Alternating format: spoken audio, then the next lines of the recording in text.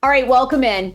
Brand new Sarah Fraser Show podcast. So glad you're here. We do a daily pop culture podcast, everything that is happening of the moment, and we have a ton of stories to get to. Who was in anybody in Minneapolis, Minnesota last night? Anybody in Minnesota? Justin Timberlake is getting trashed by local news outlets, by people who went to his show.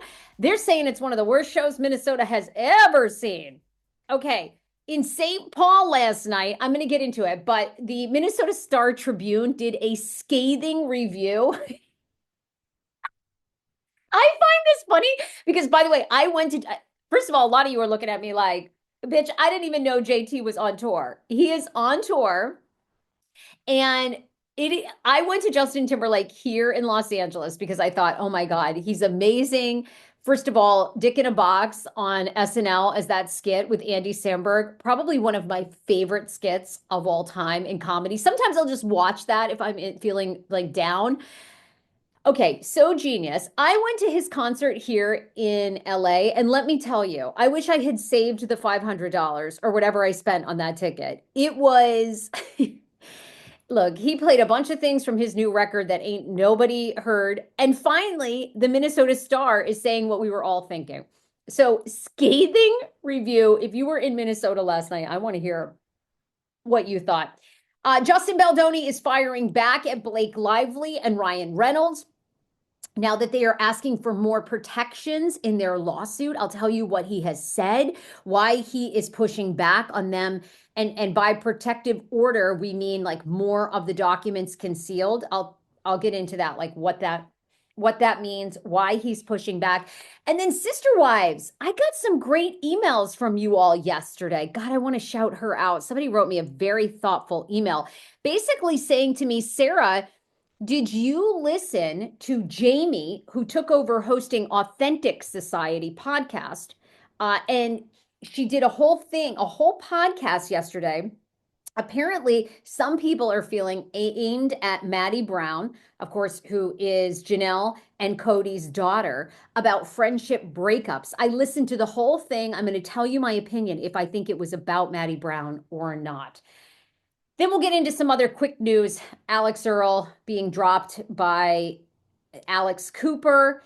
Kind of everybody that's confirming to a lot of people that the two were beefing. She's no longer going to be on the Unwell Network. And Karen Huger is going to jail, y'all. Karen Huger is going to jail. So we will discuss that. But before I get into anything, I do want to thank you guys. You know, I shared on my page yesterday that we were denied, and I talked about it on the podcast. We were denied our home loan. So we were in escrow out here in California, and our lender came back to us while in escrow, while we had done a dam inspection, the whole thing, and said, oh, by the way, you're denied. In fact, you only qualify for about half. And this was after they had talked to our lender had called the seller's realtor and gone to bat for us. They'd called our realtor and gone to bat, offer letter sent. We were working with this lender for 2 months, them saying, oh yeah, you're approved for this big loan. You've got great credit. So thanks to so many of you, I said, okay. And we went through a credit union, which a lot of you have slid into my DMs and said mistake number one, because basically what I've heard from all of you is credit unions really look for traditional jobs. You know, I own a business. I've owned my podcasting company for almost 9 years and media company. So they were like, look, credit unions want you to have a long-time W-2 job. And the other thing, because a lot of people were saying to me, pay down your debt, Sarah. And thank you for that good advice. But we don't have any debt. We only have one car. We've specifically only had one vehicle for 3 years because we've been saving money. We didn't want car payments on our credit, so we could get even more money in our loan.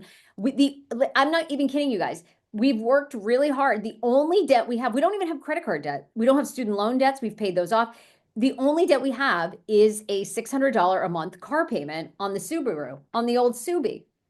So it's not debt. The problem is I own my own business, and I'm finding out through this process of trying to become a homeowner that banks don't like when you own your own business. Who knew? I thought we were in like a capitalist society where they like love the fact that you were starting your own business and female owned business. What happened? And then the other thing is my husband, this is the big thing. My husband is a 1099. And I don't know if it's just in the state of California or anywhere, but being 1099, you have to work at that same 1099 job for 2 years before your income counts towards your home loan. And he hasn't. So none of his income counts. The problem is our freaking lender at the credit union goes, don't worry, your income can carry you. You're all set. So I'm like, okay, great. We don't have to worry about that. And then bitch goes to underwriting while we're under contract. Goes, oh, sorry, underwriter said you don't have enough. Like, I take too many write-offs with my business, this, that, and the other. Excuse me? I'm doing all my stuff by the books. What is going on? Tink says that banks are scared. The lenders are scared because the housing crash is coming soon. Rama says you don't have credit. No, I have great credit. My husband and I have almost 800 each have 800 credit scores. Aaron says you will get it. Well, thank you so much. I appreciate all of your positivity. And a lot of you guys have sent me lender recommendations, which I love. And I'm actually going to follow up because some of them are LA based. So we made a mistake. We didn't shop around our loan, which was a huge mistake. We thought the credit union would be the best spot. Turns out they weren't. We have to have a lender that can get unique with it since we do have different types of jobs. And I do believe, though, I always believe God has the best plan. And the house was a flip that I truly believe was a lemon. So I really think that God gave us the clearest sign of like, you do not buy this house. So I know we'll get a loan. We got to get creative. And by the way, if you have, I want a loan officer that specifically knows LA markets and is here in Los Angeles. I know people can qualify us nationwide. The problem is the LA housing market is so bananas. You know, it's like deals are made at night and the weekends. You need a lender that, well, our old lender can call up, go to bat for you. Well, that turns out that didn't really work. So anyhow, if you know an LA based, I need a good LA based lender, please email me, thesarahfrasershow@gmail.com. Okay, I believe that things happen too, Catherine says, for a reason. There's a better house. Catherine, honest to God, I'm not upset about it at all because I truly believe once we got going and the inspection was really bad, there were a lot of things missed for a supposed to be a new house and a flip. Yeah, I was like, I think we would have been out anyway when we'd gone back to when the inspection had gone back to the seller. I think the seller probably would have told us to kick rocks. So it worked out. But anyway, it was just, this lender was like so shitty. We'd spent all this time and then like, dude, just tell us from the beginning, you're not going to qualify for X amount of money. Like, of course we understand. Like we know our situation is unique. Like, anyway. So frustrating, but there's a reason. Okay, people are waiting for Sister Wives news, so let's get into it. And I also have some welcome to Plathville tea. People have been sliding into my DMs about welcome to Plathville, the alleged breakup between Micah Plath and Veronica. So Veronica is Micah Plath's girlfriend. They were working on renovating a home. She was not seen at Lydia Plath's wedding. And now I have confirmation from friends and people that are close to them basically saying that the two are no longer together, that Veronica and Micah could not get along about his family, and the two have in fact broken up. So we will see if that turns out to be true. They are filming season 7, but it is looking more and more like Micah Plath is single. Maybe that is the hair. The hair has grown out. I'm going to say he looks like a man who's been dumped. You know what I mean? Maybe he did the dumping. I don't know. But he looks a little disheveled, like he hasn't really found his way. Sister Wives. Okay, what you're all here for. So, does everybody recall the Authentic Society podcast? Now, this was Maddie Brown. I thought this was very brilliant of Maddie Brown. This was Maddie Brown's podcast with her friend Jamie in North Carolina. They only did 6 episodes together before they announced that they were no longer continuing together. And by the way, they never did like a final podcast. They just announced on each other's social media, we're done. We're not going to move forward. Okay, well, everybody is wondering what the hell happened. Now, Maddie put on her social media, she's too busy, probably partially true. She's getting ready to have her 4th child in March. Teda Farms is like popping off. They're working on Teda Farms. So we don't really know what happened. Well, many of you reached out to me yesterday and you said, Sarah, I think we have more insight. The Authentic Society podcast, the Jamie who stayed on just did an episode called The Friendship Breakup. So I find this very fascinating. Y'all can skip all the way to the end. It was a 40-minute episode. Go to the 30-minute mark. At the 30-minute mark, Jamie begins to refer to a friend in the past year that she had to cut out of her life. Now, a lot of people believe this is Maddie Brown, okay? She does not say Maddie's name. She doesn't mention anything about sister wives, but she gives some clues. She says that she recently had to cut off a friend who was extremely selfish and never cared about Jamie at all. When Jamie would call, the friend only wanted to talk about the friend's issue. Also, Jamie even says this person was me, me, me. And this is where I think that the clue may be that maybe this is about Maddie. She also says this person was not interested in any of Jamie's opinions and often would say that she got her feelings hurt. She didn't want to talk about certain things. She didn't want any sort of criticism, feedback, and was very sensitive and, didn't want to put things out there. A lot of people believe that is the couple of lines that basically is indicating this may have been Maddie Brown, that Maddie didn't like negative feedback, didn't want negative feedback, didn't want other people's opinions, and was very tuned in and sensitive to what people were saying about her. We don't know this for a fact, but certainly for Jamie, it was a big podcast episode. The rest of the episode was just like how friendships should go and how they should be a two-way street, kind of the stuff we like all already know. But the last 10 minutes seemed quite personal, I will say. Jamie seemed a little fired up. She seemed glad to get rid of and cut this person out of her life entirely. And she also makes a reference, which I also thought this might be Maddie related. Jamie's husband for the Authentic Society podcast is also her producer. That's pretty hard for Maddie to come into that dynamic because you've got kind of 2 versus 1. And in it, Jamie says that her husband, she treats exactly like her best friend. And her husband always comes first. So I also thought that was fascinating. We're speculating a little bit here on the show. Okay. We're just playing it out. We're speculating. Could I be dead wrong? Yes. But I'm going to read between the lines. I think Jamie knows what she's doing by putting the title of the episode, The Friendship Breakup. Because the girls, if they were friends, they would have come together and done a final episode. They would have done a last episode together and they would have said, okay, Maddie's life is overwhelming right now. She's going to have a 4th baby. She's launched Tadoff Farms with her mom. She is a mother. It's just too much. I wish you all the best. I want you to continue, Jamie. Maybe I'll come back to it. And very interesting, when Maddie Brown announced that she was leaving, she said, maybe I'll launch a podcast again in the future.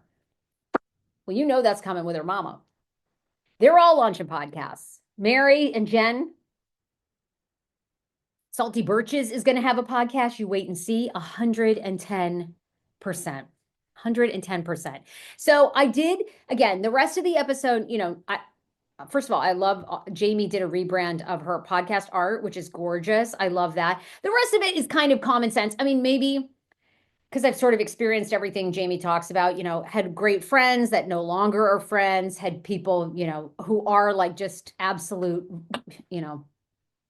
vultures in the sense that they just suck you dry and then they're never there for you. Been through the ringer like so many of you have. Okay, let's go to the TikTok lines. Catherine says, all the moms totally need to get in the podcast game. 100% you should get in the podcast game.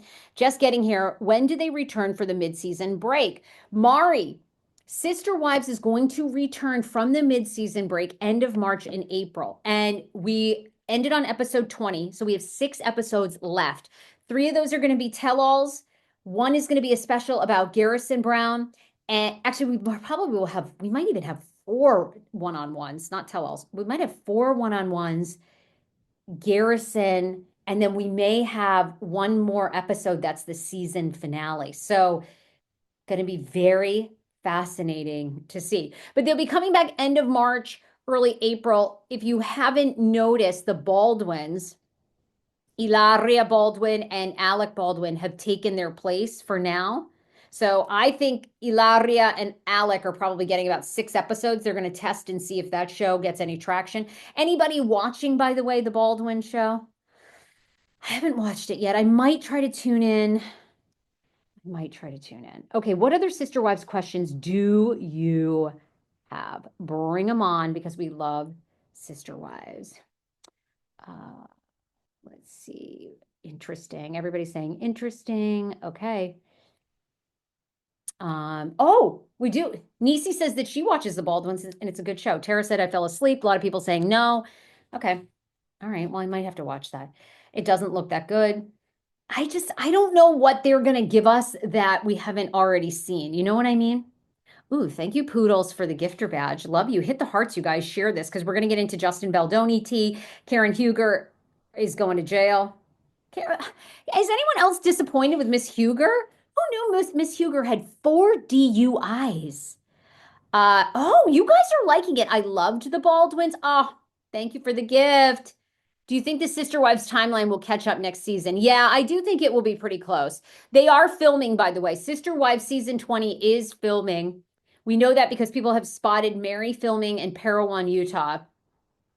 So yeah, I think they're going to get much closer. I do think that they have heard the fact that we are all very angry in the sense that they are so far behind in the timeline. But if you guys have noticed, they've caught up very much with the timeline because it was just a year ago that Janelle bought Tada Farms. And we know in season 19, which is happening right now, she bought Tada Farms. So they are catching up.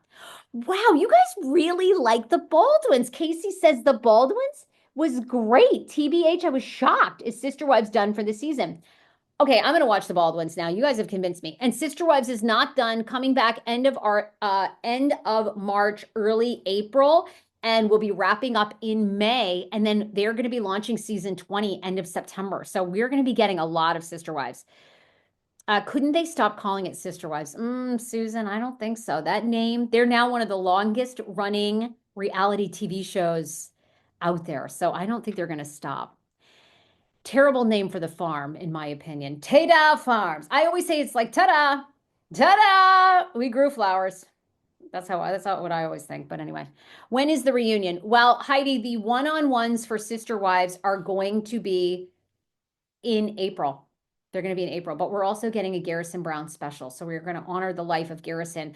And sadly, the 1-year anniversary of his passing is coming up March 4th, I believe. I always mix up the date if it's the 4th or the 6th, but it's coming up quite quickly. Can we talk about Karen Huger for a second before we get to Justin Baldoni? Is anyone else shocked that RHOP star Karen Huger, she's been on my podcast. You can go and listen to the episode. She's going to be going to jail. Is anyone else shocked that this queen has 4 DUIs? What is okay? That is an addict. That is an addict to the nth degree. And it's driving me bananas. Is it driving anybody else bananas? But it does not seem that Karen Huger is taking responsibility.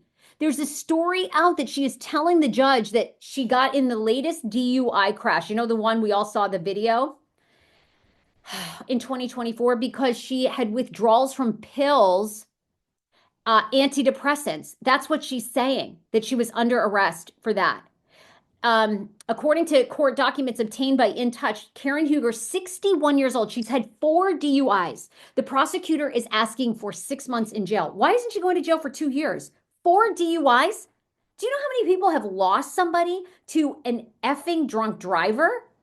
I mean, it's disgusting. And now with Uber? I mean, there's no damn need of you getting behind the wheel. This drives me crazy about these women on these shows now that are rewarded for this. I mean, Shannon Bedore, Karen Huger.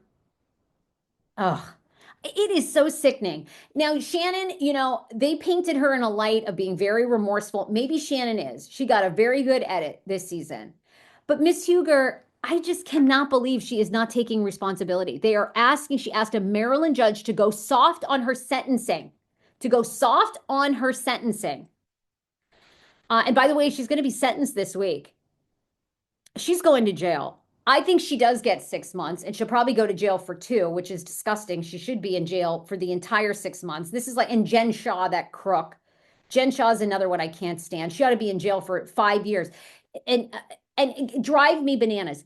Jen Shaw, how many times has Jen Shaw had her sentence reduced? 3 times. Meanwhile, Elizabeth Holmes, here's the lesson for you in crime, okay? Elizabeth Holmes, or sorry, Elizabeth Theranos, that, oh no, it is Elizabeth Holmes. Sorry. Theranos was the company. Never rob rich people. You know what? If you rob from rich people or the IRS, you're going to jail for years and years. Look at the Chrisleys. They robbed from banks, endless money, and they screwed with the IRS. Todd Chrisley ain't getting out. Todd Chrisley is like in a prison camp. I mean, they're making that man put out fires and grow trees. He's like shackled places. But Jen Shaw, you steal from poor people. Jen Shaw took advantage of poor people and apparently DUIs. It's like they don't give a fuck if you're out here drunk driving. She's had 4 DUIs since 2006. And Karen Huger, this bitch, is going to only get 6 months, maybe. She should be in jail for 2 years and mandatory rehab for a year. This is an alcoholic. This isn't somebody who misused pills. Well, according to her lawyers, they're basically saying that Karen, since the passing of her parents, and even before that, because of a sexual assault that happened many years ago, has been taking antidepressants. And over the years, the antidepressant dosage has just gotten higher and higher. And she doesn't really have a problem with alcohol, but because of the circumstances, at times she has leaned on alcohol with the prescribed medication. And that is why that she's had these DUIs. Now, can you imagine? Can you imagine you going to court and using this excuse? How many people lose their parents and don't get a DUI? It's awful when you lose a parent. I lost my dad when I was in middle school. And yeah, my brother and I absolutely like used weed and alcohol way too much to cope with grief. But this is a 61-year-old woman. Her ass ought to go to jail. And I feel bad. I actually love Karen. I actually feel badly doing this rant because I enjoy Karen. I worked with her at a Bloomingdale's event in Tyson's Corner, Virginia, at that high-end Tyson's Galleria mall. And I love Karen, but to see the excuses and 4 DUIs, that's just disgusting. Like the amount of people listening to this podcast that have been impacted by a drunk driver, and to have the audacity of her to not plead guilty and let those videos get out there where she looked like an absolute fool, an idiot, talking about being Thomas Jefferson's concubine. What in the girl? You ain't even in this century, sweetie. And what a nut job. I'm so embarrassed for these people. I mean, we all make mistakes, and 1 DUI is horrible. It's happened to a lot of people I've known. They have a real lapse in judgment. But 4, and her lawyers are now asking for no more jail time, that she went to rehab. Now, the prosecutor isn't buying this. The prosecutor says, in fact, every time they have let her off of these DUIs, it has just enabled Karen to keep drinking and get behind the wheel. I guess. They also accuse Karen of going to a 30-day, like little posh, more like a mental health kind of check-in in Florida than an actual detox. She had all these seasons to take responsibility. It's nuts, Catherine says. Jennifer says Karen is very entitled. I'm just shocked. I really like Karen, and I'm like, anybody in this world would understand if you came out and said, you know what, I'm an alcoholic. A lot of people are. I've got a problem with alcohol. I'm an alcoholic.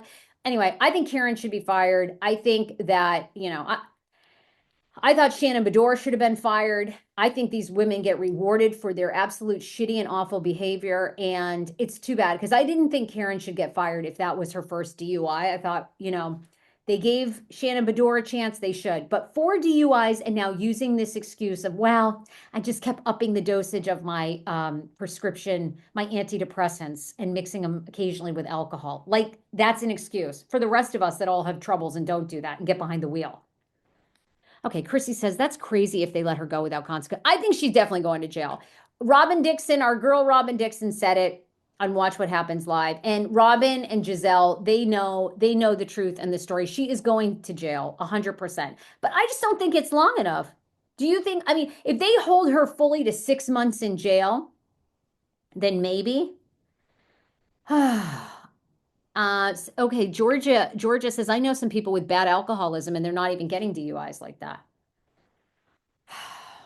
And how is this? How does she even have a license after 4 DUIs? And who can she? I can't get a home loan, but this woman can get car insurance.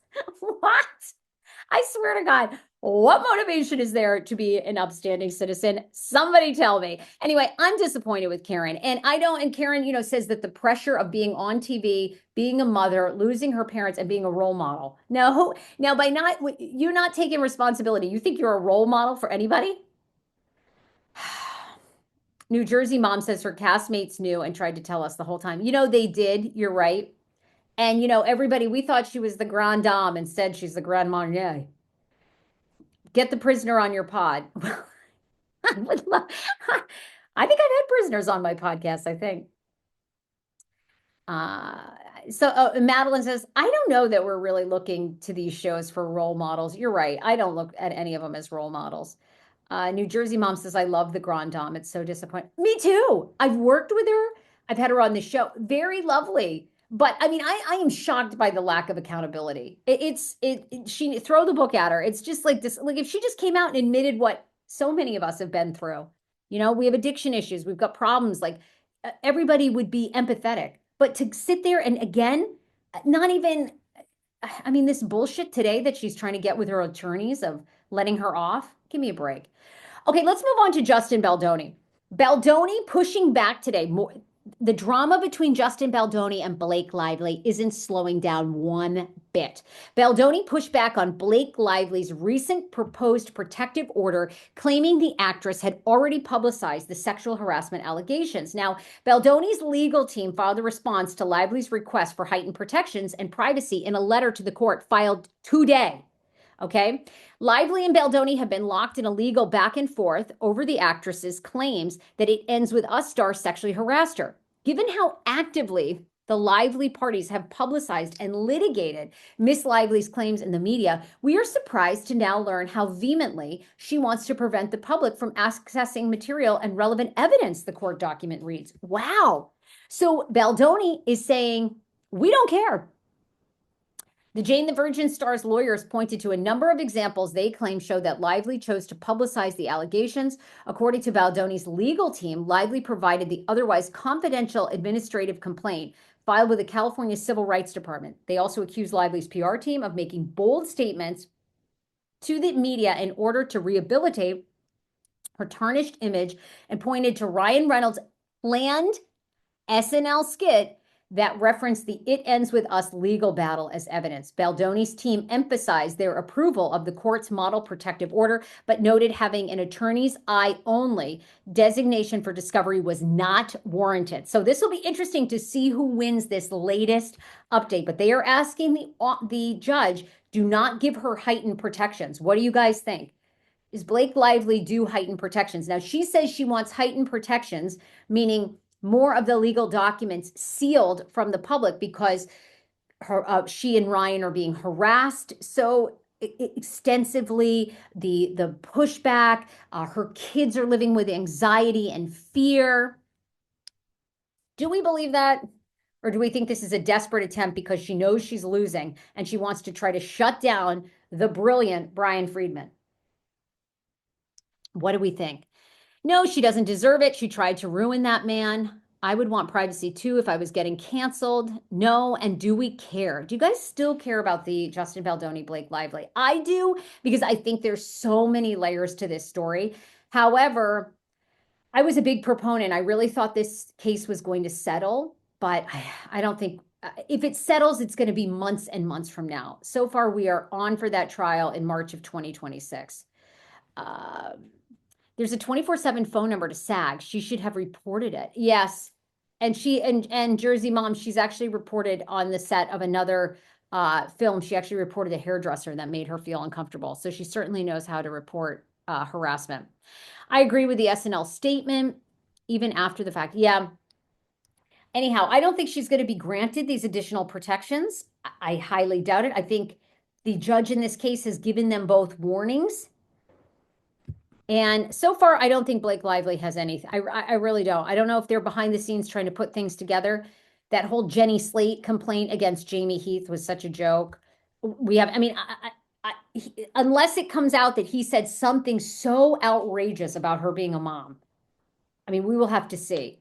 But so far that Jenny Slate, I mean, what did he say? What did Jamie Heath say to her that was just he offered basically to get her a better apartment, reimburse her the $15,000 deposit, and then apparently was so fixated on her being a mom and on the idea of motherhood, it creeped her out. Well, what did he say? What did he do? Oh, you should watch, Sarah, the latest Without a Crystal Ball video on this. Pretty interesting take. Ooh. Okay. All right. I will. I'll go watch. I feel like this trial is the next Heard versus Depp. There's no way this can settle.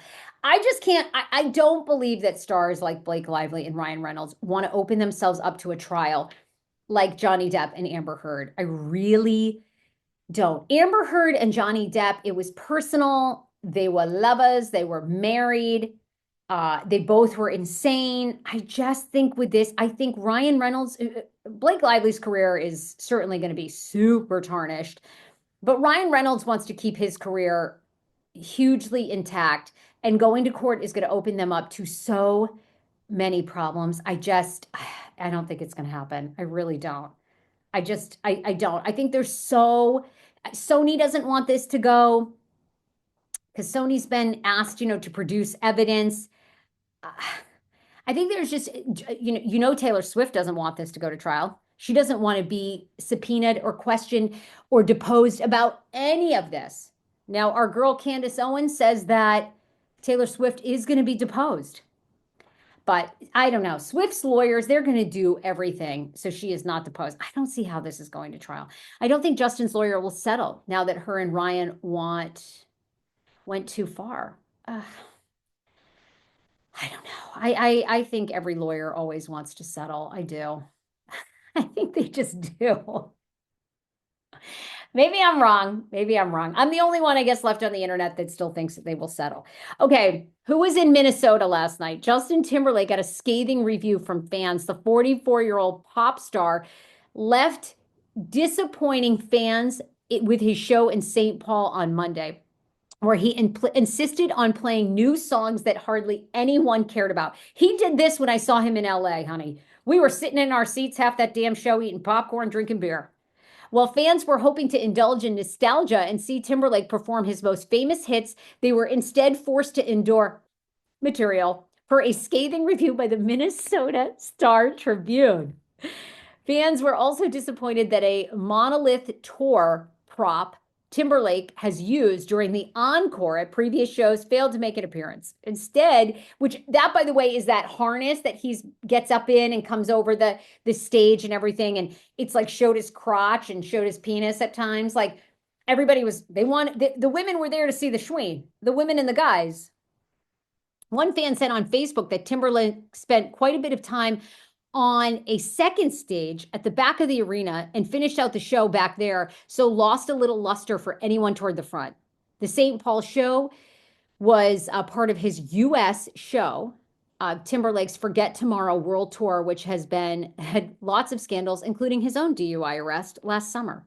As noted by the Star Tribune, Timberlake was supposed to perform in the city last Halloween, but postponed because of bronchitis. So if you were in St. Paul last night, they said it was terrible. I mean, I saw him. I did not think it was that great. I do not know why he hasn't brought out the NSYNC guys in various cities, why he hasn't brought out Andy Samberg, why he hasn't it's a pass for me. Okay, lastly, was anyone invested or listening to Alex Earl's podcast on the Unwell Network? Or was anybody following the trauma that Alex Earl and Alex Cooper have reportedly had a falling out?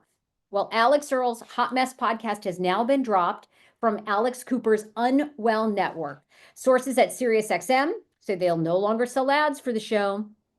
Hot Mess has been removed from all promotion material, and Earl is now free to explore future opportunities with her podcast. This comes after long months of rumors that both Alex Earl and Alex Cooper no longer got along.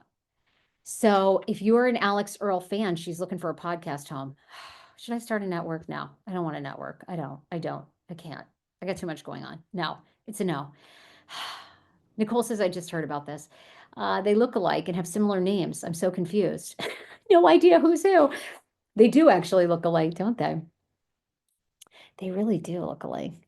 Uh, and Evelyn says that Justin Timberlake is no Chris Brown. He's so close to being Chris Brown, though. He just like, I'm telling you, when I saw Justin Timberlake here in LA, it was like he didn't want to be on stage. He was so, he didn't put any effort in. He didn't seem like he was enjoying himself. It was not good. And New Jersey mom says about the Alex Earl and Alex Cooper situation, it sounds like a Bethany Frankel project. I agree with you on that. Is Bethany's podcast still even out there?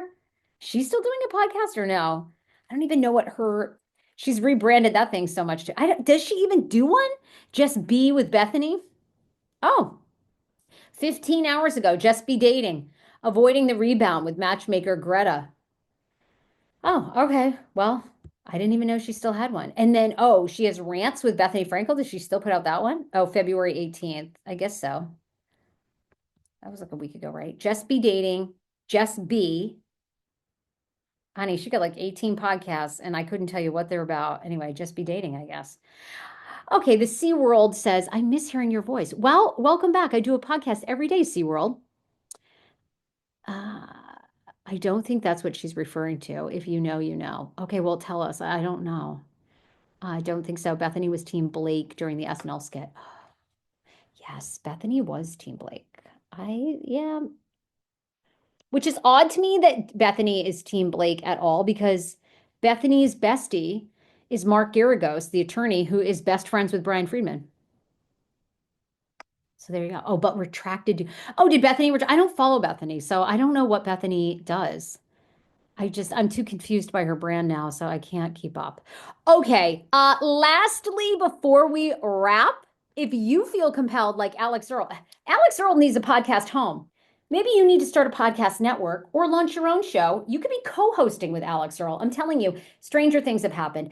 I have a podcast course, 3 levels, gobigpodcasting.com. And because TikTok, we don't know what's happening with TikTok. Is TikTok going away? We don't know. You can use the code TikTok20 to get 20% off this entire month, all of my podcast courses. Go to gobigpodcasting.com. Podcasting 101 is literally $9. That will show you how to start a podcast like Alex Earl. Podcasting for Pros will teach you how to begin to monetize and grow. And then 6-Figure Master Plan is the podcast course that I wish I had had when I started 8 years ago. It will save you so much time, so much money. It will show you how the pros like myself are making thousands of dollars a month and making this a full-time job. If you have a podcast and you are so frustrated, you can't grow, you can't make money, you need the 6-Figure Master Plan. You will not regret it. This is not a get-rich-quick course. None of these courses are. You have to put in the work. You have to put in the time. You have to love this. I don't do get rich quick. It took me many years to get to this level. All I want to do is help people not quit. And if you start podcasting, I want you to fall in love with this medium and have a great show.